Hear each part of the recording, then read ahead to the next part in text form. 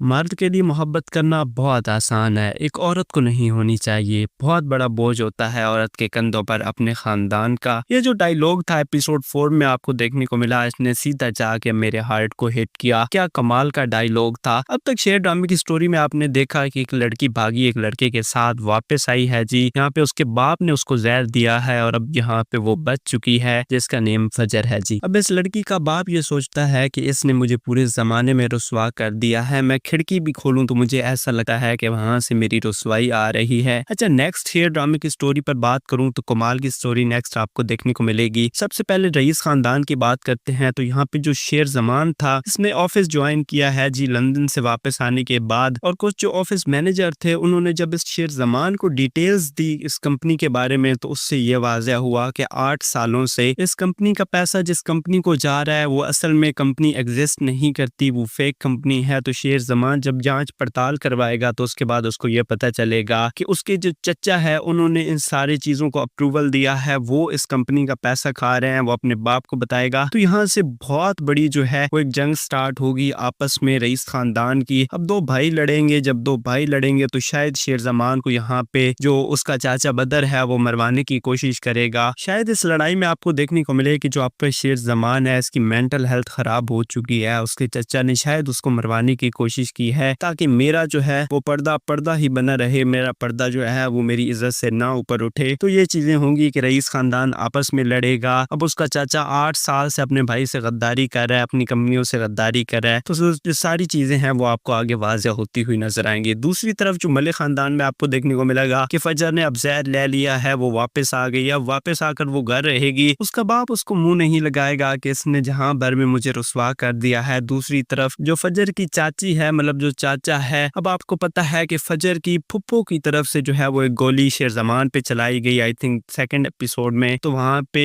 जो शेर जमान की फुप्पो थी या फिर फजर की जो चाची थी वो सामने आई थी, उसको गोली लगी थी। अब जो है वो शायद इस घर में वो वापस कभी नहीं आएंगे, वो शायद लंदन चले जाएंगे या फिर किसी और घर में शिफ्ट हो जाएंगे। तो यहाँ आपको देखने को मिलेगा कि जो मलिक खानदान वो भी एकदम से बिखर कर रह जाएगा। तो नेक्स्ट स्टोरी आपको कुछ इस टाइप से देखने को मिलेगी। बाकी आगे नेक्स्ट स्टोरी में क्या होगा, आपको शेर जमान और फजर की एक कमाल की लव स्टोरी आगे देखने को मिलेगी। अब वो किस तरह से ये सीन्स क्रिएट किए जाते हैं, ये चीजें देखना काफी ज्यादा इंटरेस्टिंग है। बाकी शेर जमान और फजर की ये जो स्टोरी है आपको कैसी लग रही है, इस चीज को लेके क्या है आपका फीडबैक? जो भी आपका फीडबैक होगा आप मुझे कमेंट सेक्शन में जरूर बताइएगा।